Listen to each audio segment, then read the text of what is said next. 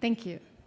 Good afternoon. My name is Valerie Fisher, and as the chair of the Manatee Commission on the Status of Women, it's my honor to welcome you all to this celebration of the 94th anniversary of the passage of the 19th Amendment, giving women the right to vote.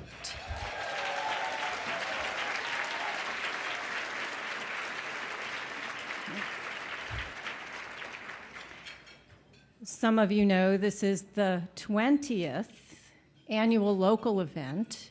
In 1995, the League of Women Voters in Manatee County, along with the Manatee Commission on the Status of Women, started this celebration. And in 2008, our sisters to the south in Sarasota joined us in hosting.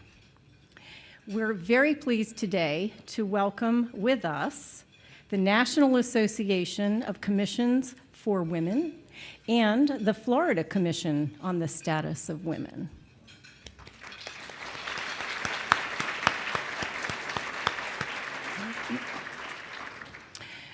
Votes for women. Consider our history. We've heard these words. We hold these truths to be self-evident, that all men are created equal. What about women? In 1776, when our country was born, women weren't considered. It took until 1920, a full 144 years, before women got the right to vote. Here we are today, 94 years later, celebrating women's equity. I urge you to remember the struggle of our suffragette sisters and to honor them by valuing and exercising your voice, your right. Be informed and vote. I'd like to now introduce Ember Manning, who's the granddaughter of the Florida Commission on the Status of Women's Assistant Director and the National Association of Commission for Women board member, Michelle Manning. Ember is in the 10th grade at Dean Bozeman School in Southport, Florida. Ember will lead us in singing America the Beautiful, which was our national anthem in 1920 when the 19th Amendment was ratified. Amber?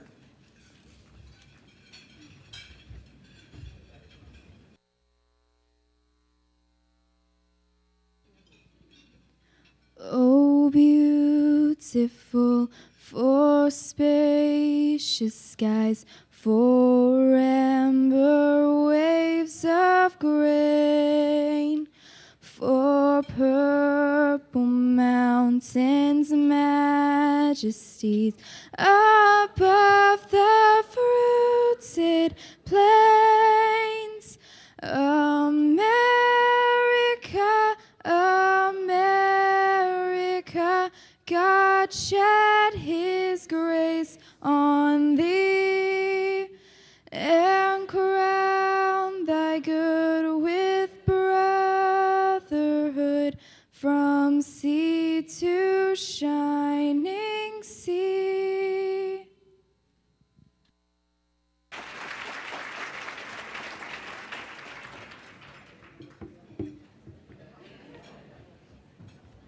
Thank you, Amber. That was lovely. And now that you've all been seated again, I invite you to stand as we recite the pledge.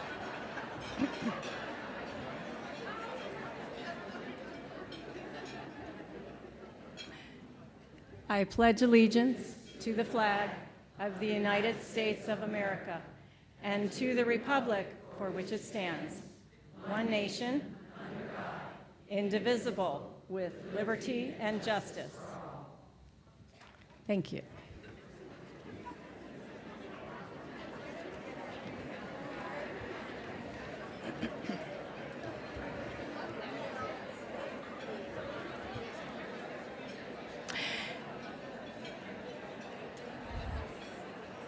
And now I'd like to ask you to join me in a moment of silent reflection. Please take this moment to recall the women who influenced you in a positive way and to consider how you may perhaps pay it forward.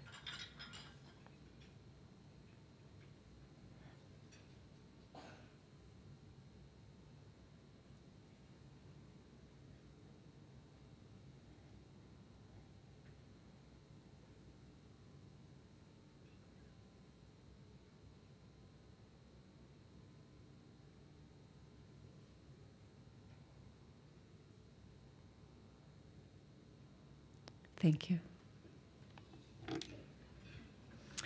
I'd like to introduce our head table. Dr. Anila Jain, Honorary Chair of this Equity Luncheon.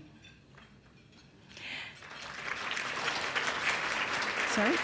Yes, please. Thank you. Betty Schoenbaum, Co-Honorary Chair of Equity Luncheon, among many other notable accomplishments. Judy Aker, Co-President, League of Women Voters of Sarasota. Rosalie Schaefer, President, League of Women Voters of Manatee. Joyce Raby, Chair, Sarasota Commission on the Status of Women. Dr. Mona Jain, Florida Commission on the Status of Women.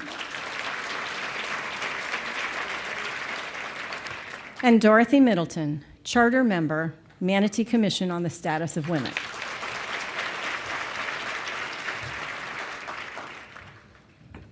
I'd like to give special thanks to our event sponsors, listed on page 7 of your program.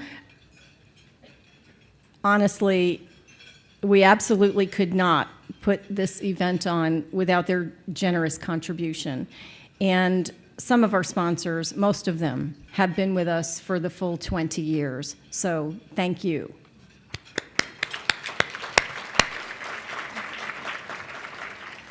And thanks also to our host committee listed on page 8 in your program. Would all current and former host committee members please stand and be recognized?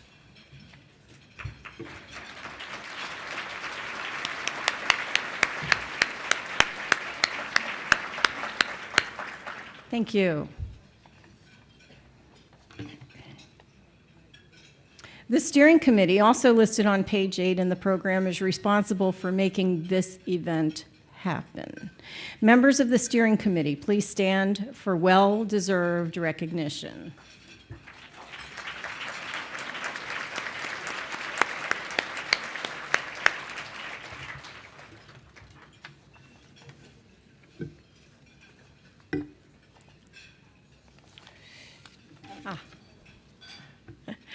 Thanks also to our registration table assistants this year, as usual, provided by the League of Women Voters of Sarasota. And on page 8, you'll see them listed as well. And on page 16, you'll see a listing of our exhibitors. And now I'd like to recognize elected officials and candidates. Please hold your applause until they've all been named. And I invite all of our honorees to stand to be recognized. This is in no particular order.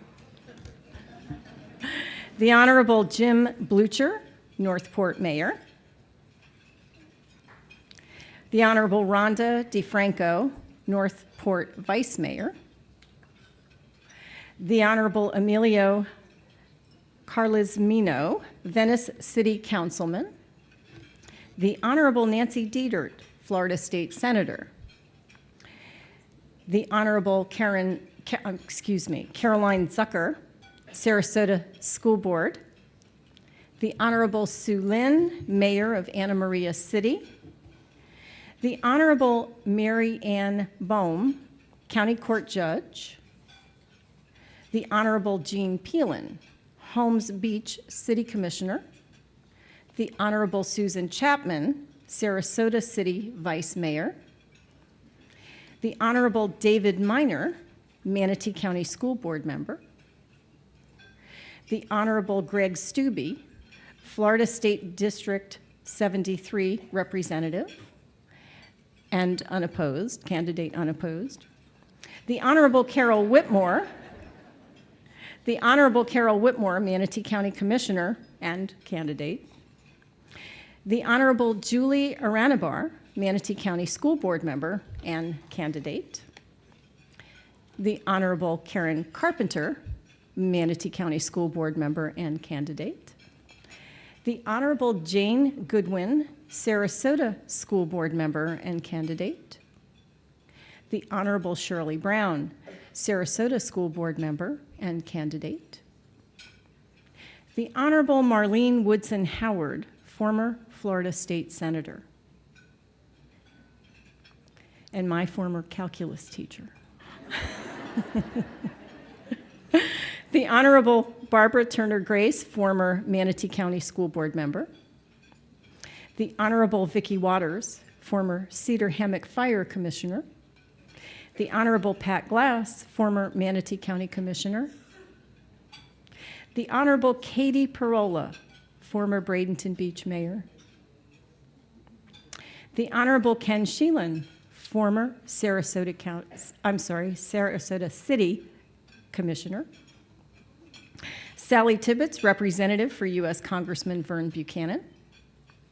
Henry Lawrence, candidate for U.S. Congressional District 16. Elizabeth Cuevas Neander, candidate for governor. Greg Parra, candidate Florida House of Representatives, District 72. Lourdes Ramirez, candidate Sarasota County Commission. Susan Malucci, candidate 12th Judicial Circuit Court Judge. Kenneth Marsh, candidate Sarasota School Board. Art Jackman, candidate 12th Judicial Circuit Court Judge.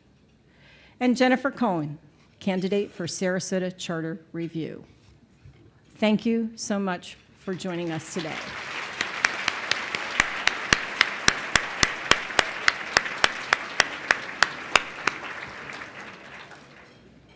And now we'll hear from our community icon and founding member of this event, Dr. Mona Jane.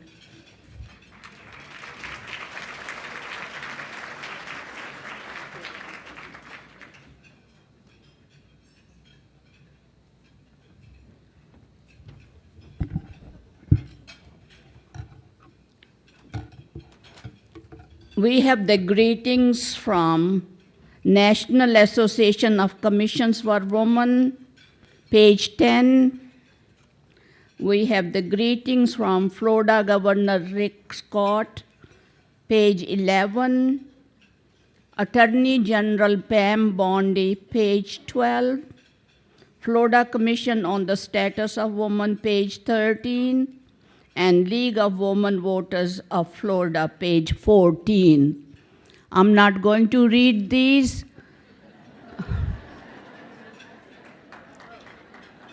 You know, networking is more important. Let's enjoy our lunch and talk to each other. Okay, we have the proclamations, and we are lucky, and we really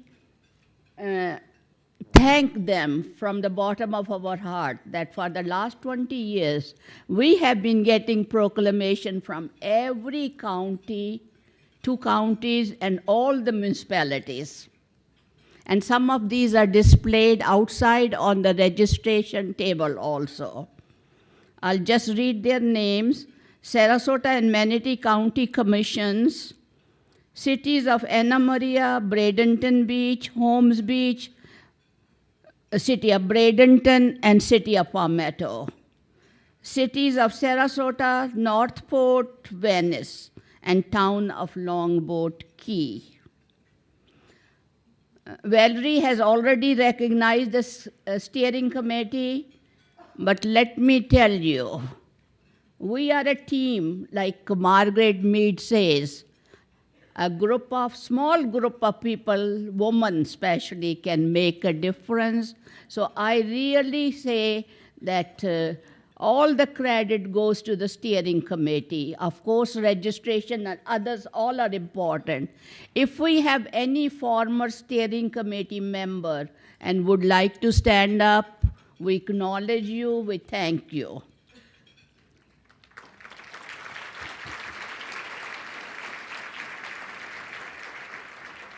We do have former honorary chairs, speakers also present here.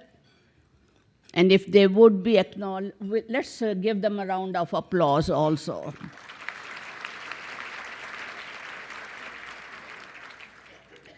We celebrate this day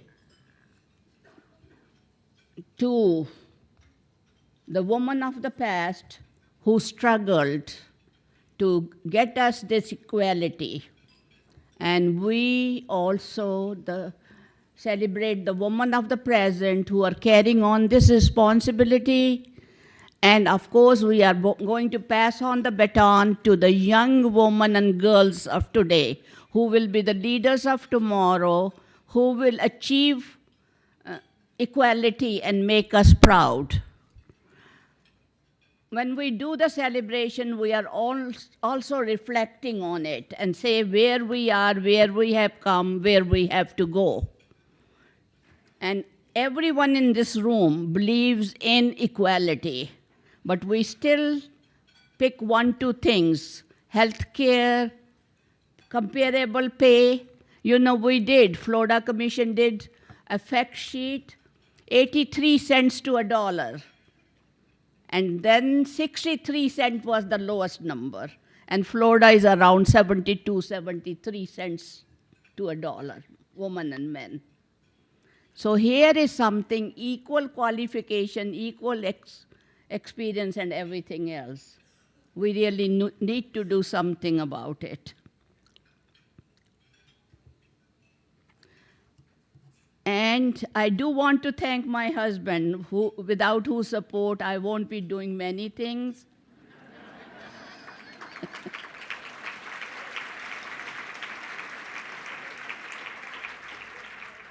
He closes his business whenever we celebrate equality. And you should read the note on his front door, which says, "I'm closing for Women's Equality Day. I believe in it."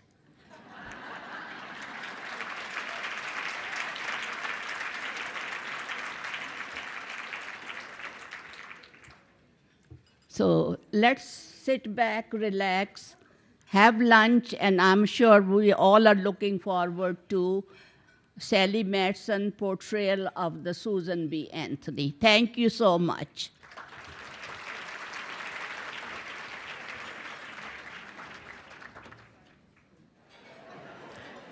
Good afternoon again. I think it's still a good afternoon. It's a great afternoon, isn't it? I hope everybody's having a great time as I am. I would sincerely like to apologize. I overlooked announcing some honored guests. So I would like you to now stand when I call your name, and hold your applause, please. The Honorable Linda Yates, Commissioner Northport and candidate. Helen Wolf, Sarasota County School Board candidate. Alex Coe, Sarasota County Commission candidate. And candidates for charter review: Valerie Bouchard, Vicki Neiswander, Julia Nowak, and Shauna Mikado. Thank you.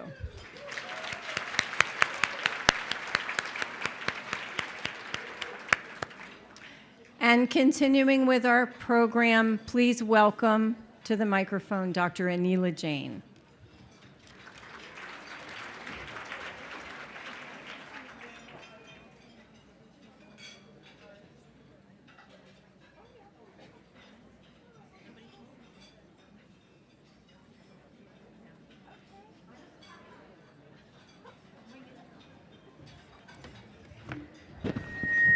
It's my pleasure this afternoon to announce our wonderful speaker who has come all the way from Massachusetts to portray Susan B. Anthony. Sally Matson has been portraying Susan B. Anthony in period costume all over the country for all major corporations, organizations, and I am going to let her do the majority of the talking and tell you a little bit about what she will be doing. Miss Susan B. Anthony.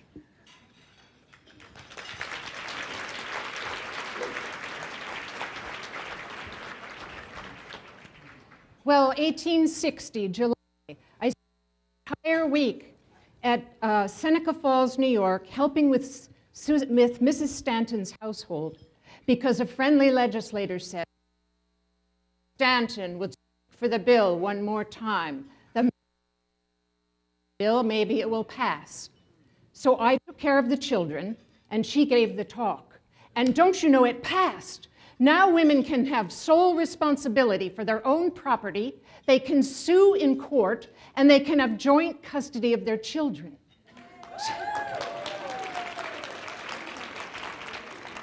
10 years it's taken to get to this first step toward women's rights. But oh, the babysitting. Dear Mrs. Stanton, oh, this babydom. What a constant, never-ending, all-consuming strain. We should never ask anything else of the woman who has to endure it. Well, truthfully, I spent many a day and evening at Mrs. Stanton's dining room table crafting our speeches, and her children running around. I didn't care. In fact, she wrote to me recently and said, "Our speeches may be considered the united product of our two brains. I forge the thunderbolts and you fire them." Well, that is true. I speak almost every single night. But I called 1861 the winter of the mobs. Entire mobs are coming out to greet me now. They do not like women speaking in public. And they do not like what I have to say, not about abolition and not about women's rights. They're jeering and stamping their feet. At one session, they doused the lanterns and left me standing in the dark. But Syracuse was the worst. I was burned in effigy and dragged through the streets. Oh, I should read to you what some of the newspaper men have to say about me. My father suggested that I keep all of this in a scrapbook, and that is exactly what I'm doing. We received an unfavorable opinion of this Miss Anthony when she performed in our city on a former occasion. But we confessed that after listening to her discourse last evening, we were inexpressively disgusted with the impudence and impiety evinced in her lecture. That's from the Utica Evening Telegraph. Susan is lean, cadaverous, and intellectual, with the proportions of a file and the voice of a hurdy-gurdy. New York World. In appearance, Miss Anthony typifies the old maid, tall, angular, and inclined to be vinegar-visaged. That was the Adrian, Michigan Times. And then this is my favorite, from the Oregon City Enterprise. We could not help thinking what a fine-looking and useful woman she might have been had she got married years ago. We wish she had been more fortunate in her younger days. Well, balderdash, that's nonsense, all of it. Meanwhile, Mrs. Stanton and I had formed the Women's National Loyal League, so there were loyal leagues all over the North. We put women's rights aside and concentrated on the abolition of slavery, as we had for decades. But I should give you an aside right now. While we were thus occupied with the Civil War, a small group of lawyers went up to Albany and with one stroke of the pen obliterated the married woman's property law. Well, in 1863, President Lincoln passed the Emancipation Proclamation, but that only freed the slaves in the rebellious states. What about all the slaves who had come north? We knew it would take a federal amendment, and we began working very hard. 100,000 signatures were pouring in from the loyal leagues. But at the end of the Civil War, we had a problem. The 13th Amendment freed the slaves. That was wonderful. The 14th Amendment gave them citizenship. But in the second paragraph of that amendment, it mentions the word male. The first and only time in our Constitution the word male is used, and then we could see where they were going with the 15th Amendment. They were going to give black men the vote, not black women, not white women. We would have to get back on our trail and begin working for women's suffrage again, and when we did, we lost the support of many of our abolitionist allies, at least temporarily. William Lloyd Garrison, whose newspaper, The Liberator, always championed our cause, Frederick Douglass in Rochester, they all said, no, the black man has to come first. Even Horace Greeley, editor of the New York Tribune, one of our strongest advocates, said, this is a critical period for the Republican Party and for the nation. I conjure you to remember that this is the Negro's hour. If you persevere, you need depend on no further help from me or the Tribune. Well, that was a blow. And then our own colleague, Lucy Stone, in Boston, said that she was in favor of the 15th Amendment. So at this point, we formed in New York the National Woman's Suffrage Association. We would go after the vote with a federal amendment. Well, in 1871, Mrs. Stanton and I headed all the way across the country to California. We were both in our 50s, but holding up quite well. Despite bed bugs in our clothing, poor drinking water, sometimes we would travel 40 or 50 miles in an open wagon over the corduroy roads. You know those? Mud roads with logs laid across them. You know, we would travel, we were going all the way to California, hoping to influence. But Illinois, Iowa, Kansas, I would give the evening speech on suffrage. Mrs. Stanton would give the afternoon speeches on the more delicate subjects, marriage and maternity, divorce, the ordination of women. She had 100 ideas. The only time I was taken by surprise is when I was asked to speak at an insane asylum. I said, I have enough trouble talking to the sane. What am I going to say to an audience of lunatics? But my hostess in St. Louis said, no, don't you see? This is your golden moment. This is your opportunity to address an audience of your peers. For isn't it true that suffrage is denied to idiots, lunatics, criminals, and women? Yes. Well, when I got back to the East Coast, I decided that I would like to vote. So in the presidential election of 1872, along with my sisters, Hannah, Mary, Guelma, and 12 others, we marched down to the barber shop where they were registering, and I read the 14th Amendment. All persons born or naturalized in the United States are citizens of the United States. We did not think they would allow us to register, and then we would sue. But they did not know what to do with us. So they allowed us to register, and we all went back to vote on the appropriate day. Dear Mrs. Stanton, well, I have been and gone and done it. Nothing happened for 2 weeks. And then on Thanksgiving Day, a US Marshal came to the house to arrest me. Everybody else was allowed to leave, but I was there at the jail. I thought, that's perfect. Maybe I can go on to the Supreme Court. But my lawyer, not wanting to see me in jail, paid the $1,000 bail, so I was free. Well, until the trial. For the next 6 months, I spoke in every district in Monroe County. Friends and fellow citizens, I stand before you under indictment for the alleged crime of having voted in the past presidential election. It is my work this evening to prove to you not only did I not commit a crime, but instead exercised my citizen's right, guaranteed to me and to all by the national Constitution.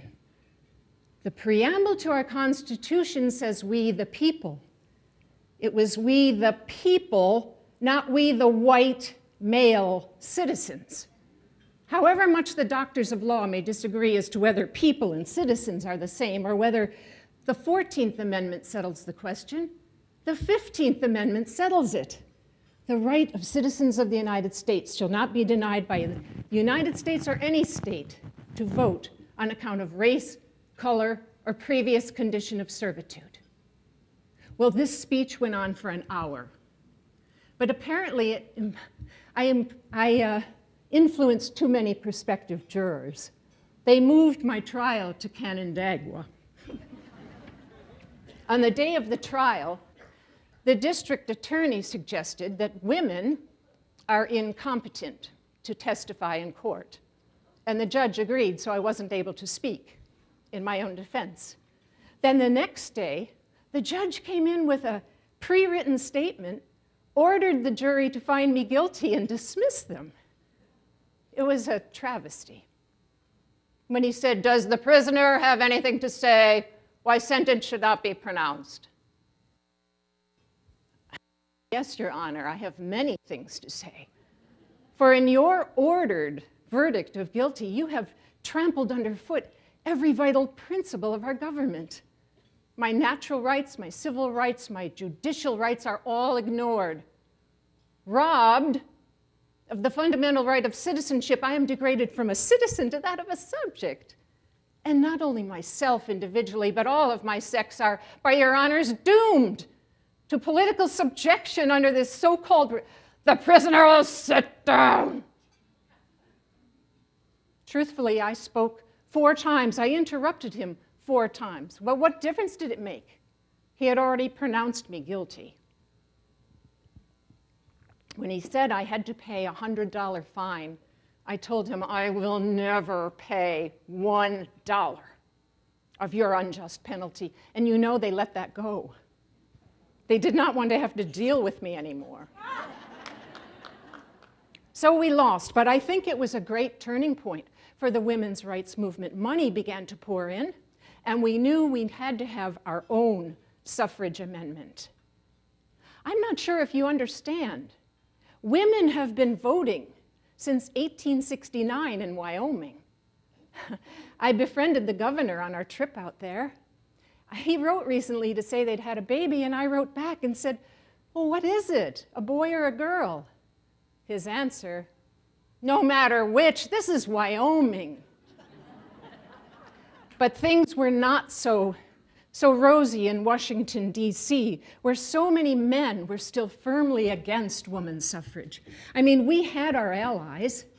There was Henry Blair in New Hampshire, George Hoare in Massachusetts, A.A. Sargent in California.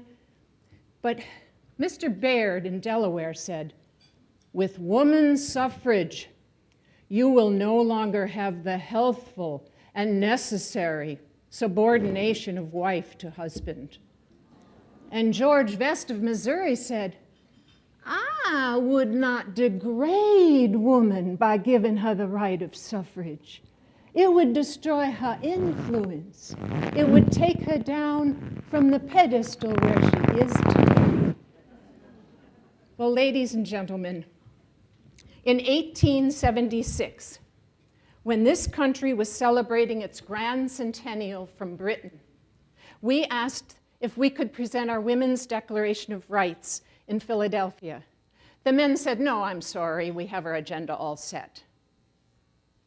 Well, I was able to get 5 press passes from my brother's newspaper in Kansas.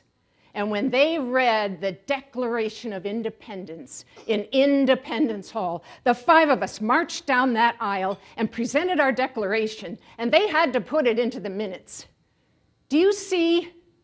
1/2 of the citizens of this nation, after a century of boasted liberty, are still political slaves. We are utterly sick and tired of being pushed back and insulted, sick and tired of it. I am tired of having every little stripling of 21, half drunk, half nothing, look me in the face and feel that he is my superior and feel that he knows more than the best women that ever lived. Well, I was out west again, 1895, 96, canvassed up and down the state of California for 2 years. There were many more railroad lines, but our referendum was defeated. And when I came back to the East Coast, I was helping Mrs. Stanton and Mrs. Gage write the history of women's suffrage. And I was trying to get women admitted into the University of Rochester. 1900 is the final deadline for admitting women into the University of Rochester. I have helped raise $50,000 in pledges. I put up the last necessary $2,000 from my own life insurance policy. Well, they let the girls in. Good, they said there was no alternative. 1900, I am 80 years old. They had quite a to-do for me at the Lafayette Opera House in Washington, D.C. Letters and telegrams came in. President McKinley invited me to the White House, but do you know, I have been to the White House under 4 presidents, invited myself a few times. And not one of those gentlemen has done anything to further our cause. Well, 1906, the National American Woman Suffrage Association Convention, Baltimore. Thank you. Thank you for your kind words. If any proof were needed of the progress of the cause for which I have worked, it is here today. The presence on the stage of these college women and in the audience of all these college girls who will someday be the nation's greatest strength, tell their own story to the world. I wish I could name them all. There have been others, but with such women consecrating their lives, failure is impossible. Well, Susan B. Anthony went home to Rochester and died 1 month later at the age of 86. And despite a raging blizzard, 10,000 people lined the streets waiting to get into the Presbyterian Church, the only place large enough. And I know that everybody in this room is aware. It was another 14 years, 1920, when women finally had the vote. Thank you.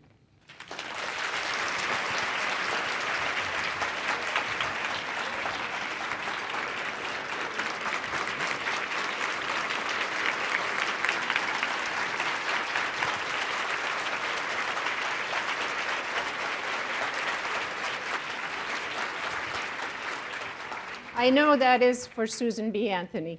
I had some papers. Up here. No? Okay. That's all right.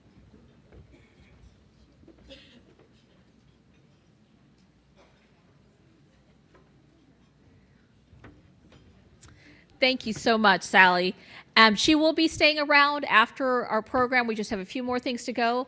She'll be around. Please go see her. She'll answer any questions that you would like. So thank you so much. I think everybody loved your wonderful performance. Thank you.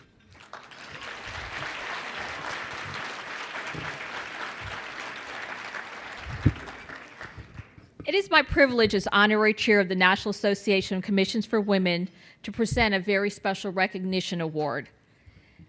Major Connie Shingledecker is a 36-year law enforcement officer with the Manatee County Sheriff's Office and currently supervises the Criminal Investigations Division, the Child Protective Investigations Division, and the Vice Division with a staff of over 200 employees.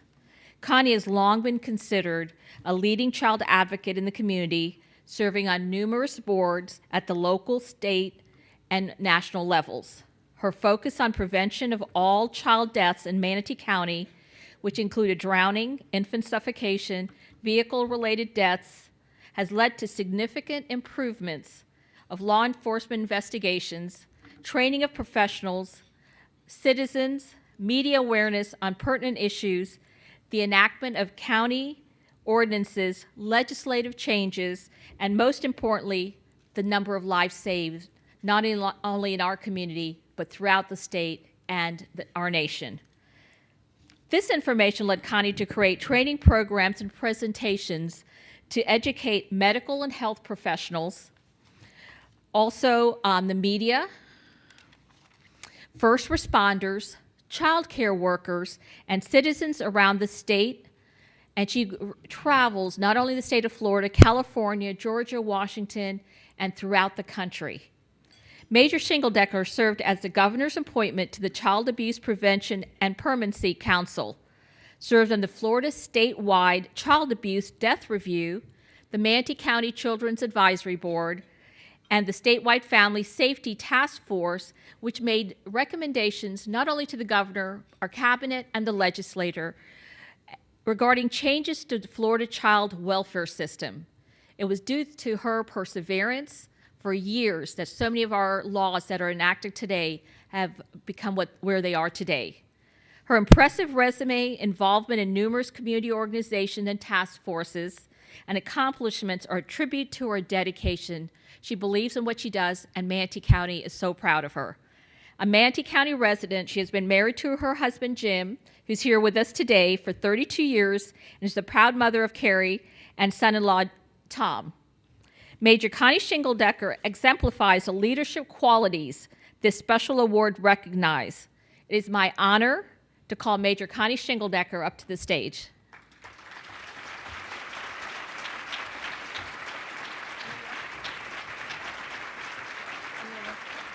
Thank you.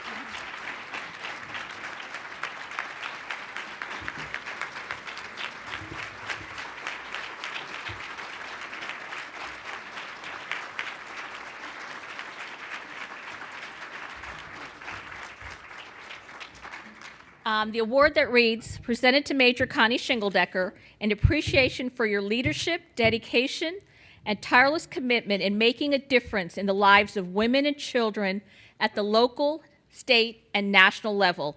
National Association of Commissions for Women, 44th Annual Conference, Sarasota, Manatee, Florida.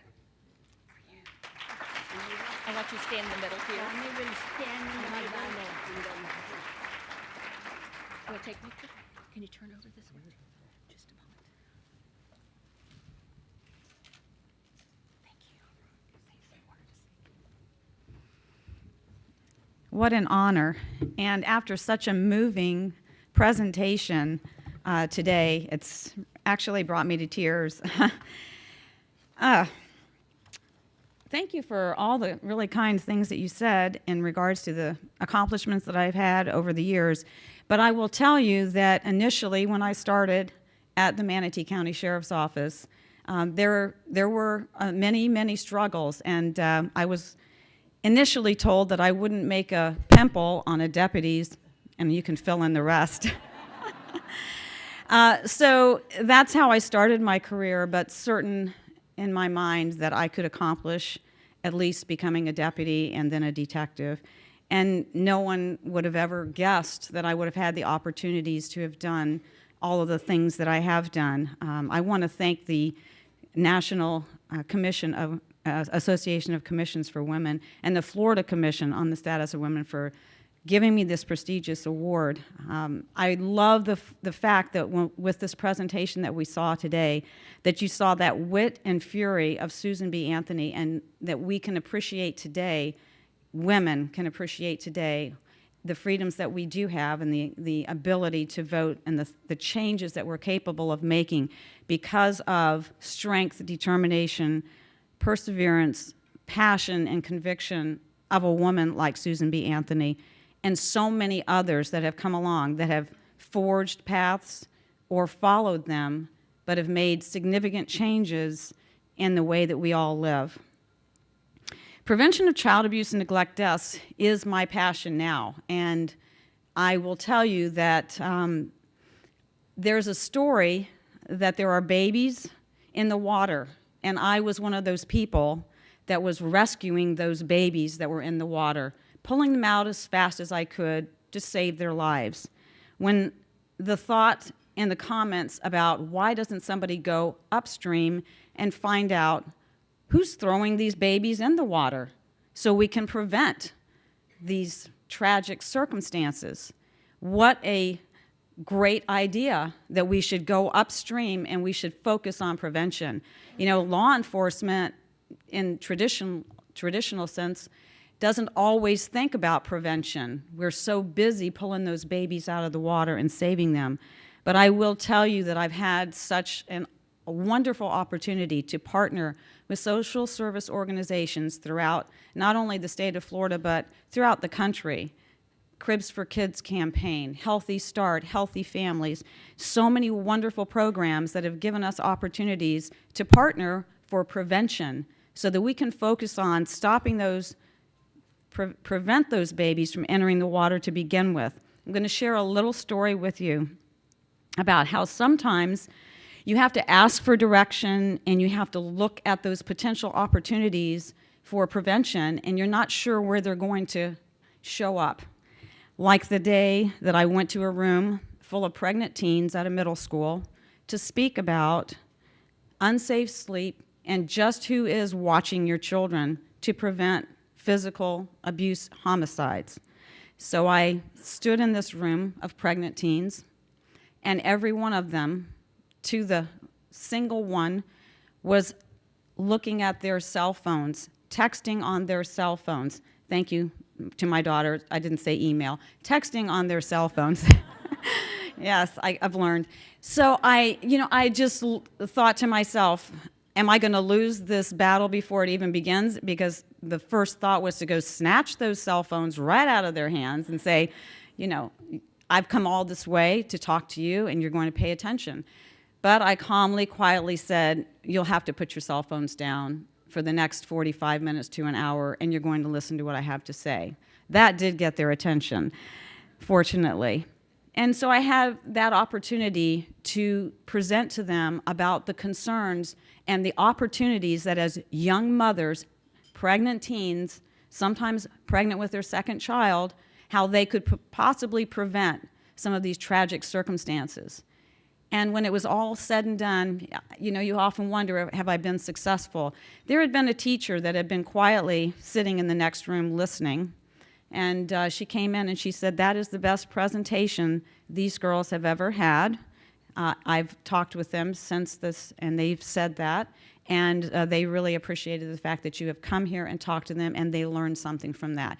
So you're never quite certain when you go out and you reach out to a group if you're going to have an impact. And I think if I reached one child, if I made a difference with one of those young women about the future of their children, then I have perhaps done something good. I often tell my investigators, you'll never know the lives you save, only the ones you don't. And we really have to learn our lessons from that and move forward for prevention. I want to challenge each and every one of you in this room today to do as we've been asked, and follow in the footsteps of those women that have come before us, to support, mentor, and volunteer in so many ways that we can give back to our community and encourage young women to be the future that we all know that you can be, to make the changes that we know that you must, so that we can live in a better world. Thank you so much for this wonderful award.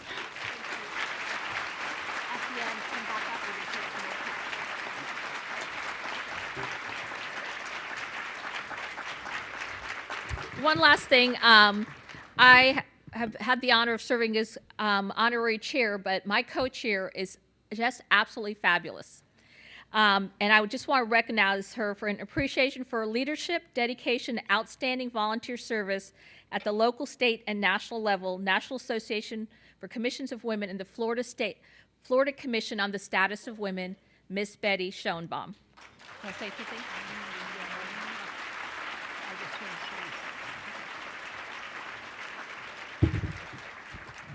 As I look out at this audience, all I could say is, wow. I'm telling you, today I feel the electrifying power of women in this room. And when I just heard about Major Connie Shigeldecker and the work she's doing with people, it's a shame Susan B. Anthony isn't here to see how far we have come. Thank you.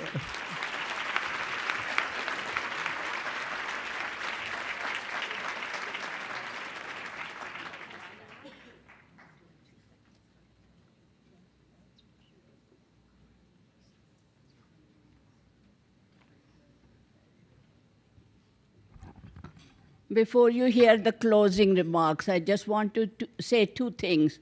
I would like to recognize the Vice President of the National Association of Commissions for Women. If you would please stand.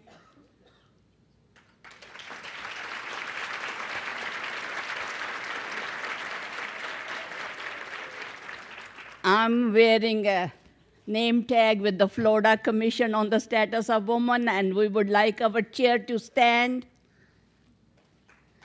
Fry, Yvonne Fry. Okay, she might be around somewhere, but we have already given her. Another thing, the students, young and not so young, when the closing remarks are done, please come and line up next to the head table. We always have the news media take their picture, and we are proud that that picture is in the papers.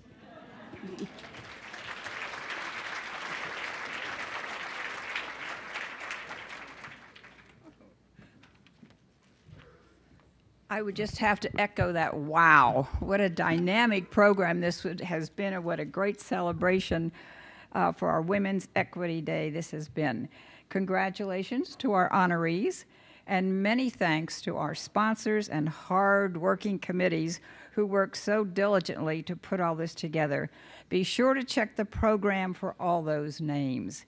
And what an inspirational message from Susan B. Anthony. Now that you've heard all about the effort that was put forth on our behalf in the past, we are dedicated and obligated to carry on that spirit to the future. We can't stop now. I understand that 52% of the voters in Florida are women. Yes. So the important thing to remember right now is be sure you are registered to vote. Primaries are August 26th. The last day to register for the primary is Monday, this Monday, July 28th. But don't panic, because the League of Women Voters has a table in the back, and our members are certified to register voters, so check in with them if you still need to register.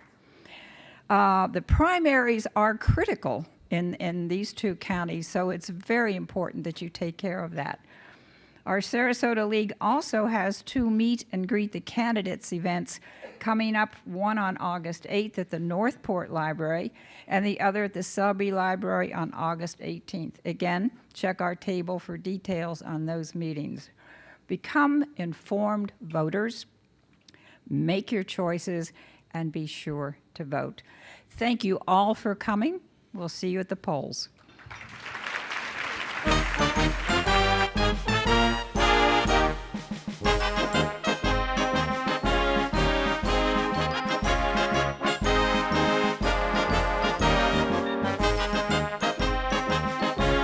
I'm here today to represent the League of Women Voters in Manatee County and to recognize the importance of this day, because this is a day we have every year to celebrate the progress that women have made, but also to recognize how much further we need to go in order to achieve full equality and to reach our full potential.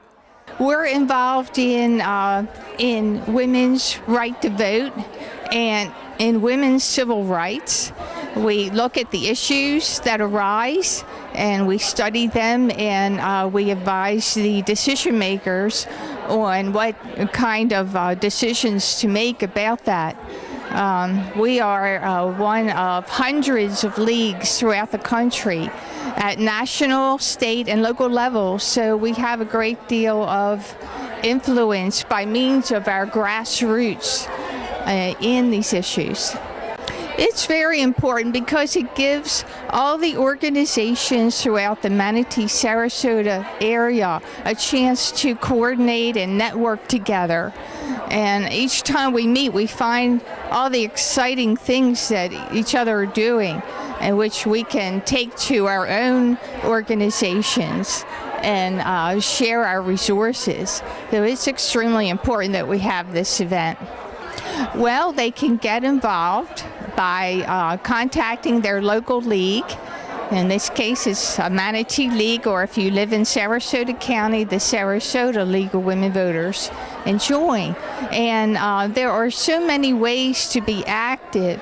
One of the big advantages to the League of Women Voters is that we don't cover just one issue.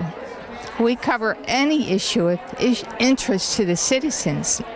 So participants can pick and choose what they want to do.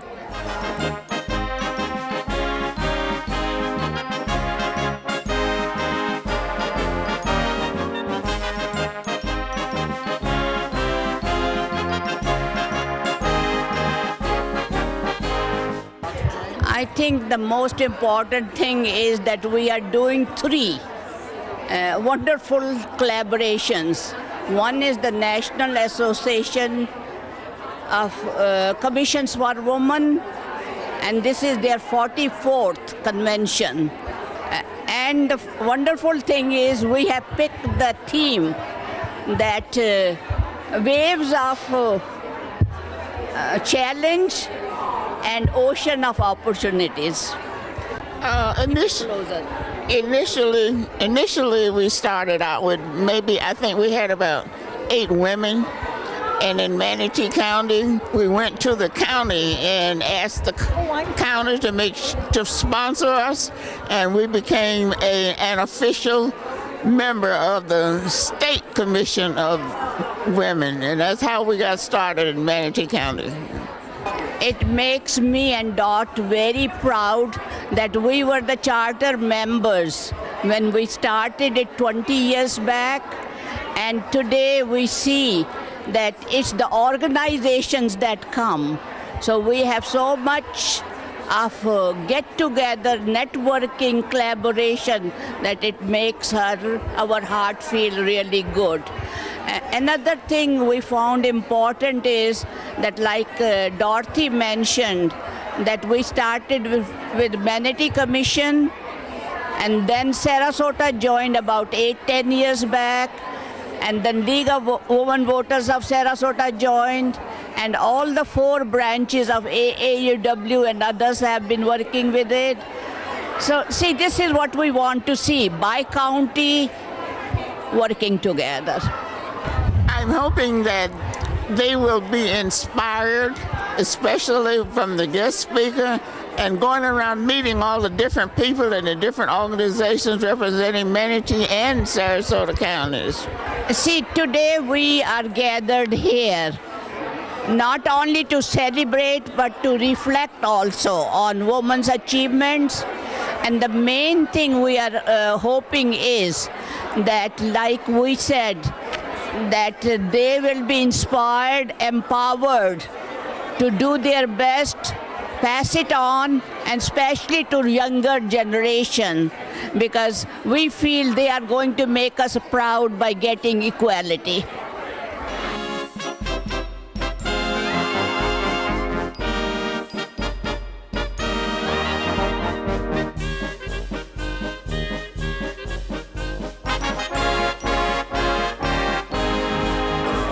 Today, I'm also the new Manatee County AAUW president, but to celebrate the legacy of what women have done all these years and where we are today is just something that I must be a part of. I think they said we had over 500 women that are attending today. I helped set up last night, and to see the different organizations and to see how many women understand and support what we're doing, it's a wonderful thing.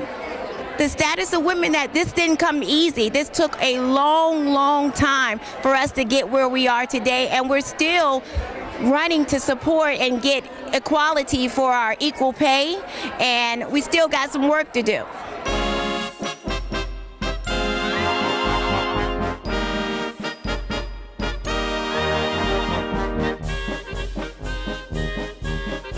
Well, I'm here today to support women, because equality applies to everybody. It's a fact of the matter in the U.S. Declaration of Independence as well as our Constitution. It's all about equality. It's been a 250-year struggle to get there, and we're not quite there yet, but the more we surface these issues, the more we talk about equality, the more likely it is to really happen. Well, that's the essence of this country. It's a blend. It's a mixture of many people and types of people and opinions that people have. And so we honor those things. We think it's important that these things be surfaced so that we come out with the best decision for everybody. James Madison said something very important during the debates on the U.S. Constitution. He said, "Diversity assures equality." And he meant that if we honor and accept diversity, if we're tolerant and welcoming to people, we will achieve equality. Absolutely. In fact, on Monday night, I will be in Cape Coral asking the City Council of Cape Coral to create a domestic partnership registry ordinance. And it's very interesting because I've also been in contact with the Lee County Commission and the City of Fort Myers government. And there's resistance down there. They're not quite ready for this. They don't believe in it. But as you know, yesterday, a judge in Miami said that marriage and equality in marriage was important to opposite sex and same-sex couples. So we're beginning to get it. We're beginning to understand what equality really means. It means everybody's treated the same. That's all it is. But it's going to take time and it's going to take effort, but we have to keep at it. We have to be persistent about it, but we'll get there. Today's event, I think, is so important we have young women here from 15 to probably 90 plus. We want them to know how important of a right it is for them to be voting. They can make such a difference in the lives and the future of our country.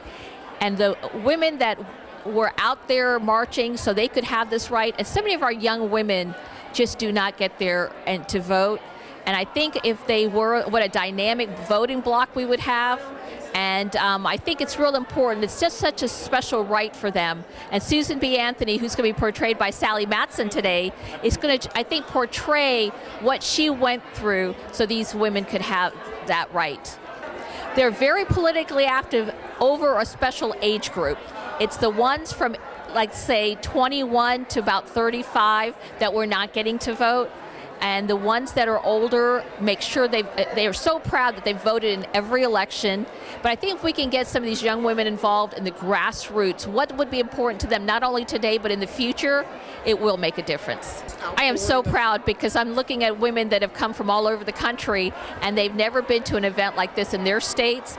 And between the Sarasota Manatee Commissions, the League of Women Voters, and the Florida Commission, the national commissions, We have over 520 women here today because they feel this is such an important topic and it's so important for women of all ages. We want women to take away is that everything they do makes a difference in someone's life.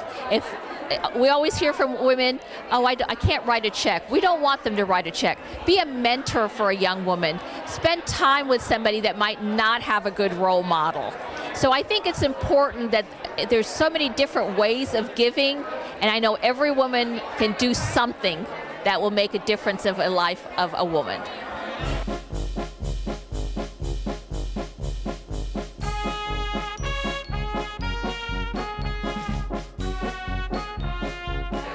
I am so excited to see so many wonderful people here attending. This is a great opportunity for us to see the women of Sarasota and really experience Florida hospitality. Well, our mission is to sustain, strengthen, and advocate for women's commissions. So what we want to do is make sure that the women's commissions across the country are strong enough and able enough to serve the women in their own communities. Yes, definitely. I think getting all that information for women who can take it back to their communities and help the women who need to be empowered and represented in their own communities. I think that what I wanted them to take away is that it is it's a network of very wonderful women who want to do what is best for the women and to elevate them and lift them in their own communities so that women can succeed and move forward in society. They can go to our website, which is www.nacw.org.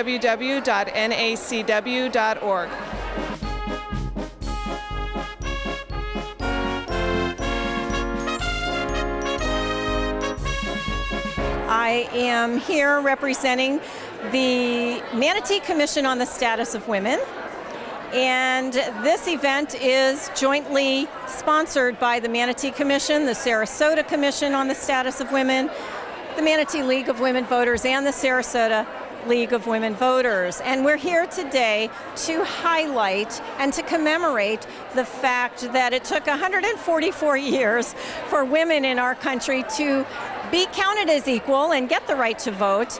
And we're here just to celebrate that we have that right and to urge everyone to exercise that right. We're thrilled. This is the largest number of attendees that we've had to date. Of course, this is our 20th anniversary. And at this point, I believe our last count was 570 attendees.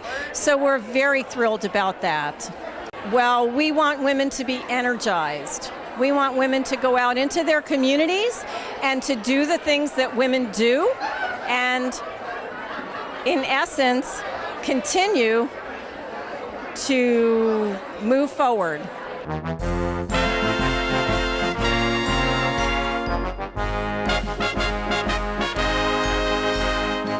It just is an unbelievable moment for me. It was very emotional for me to receive this award and to be able to speak to all of these people today about the things that I'm very passionate about, which is preventing child abuse and neglect deaths, and to be able to have an audience that understands the importance of this issue and women, the achievements of women throughout the entire state and the nation. So yeah, it's very, very.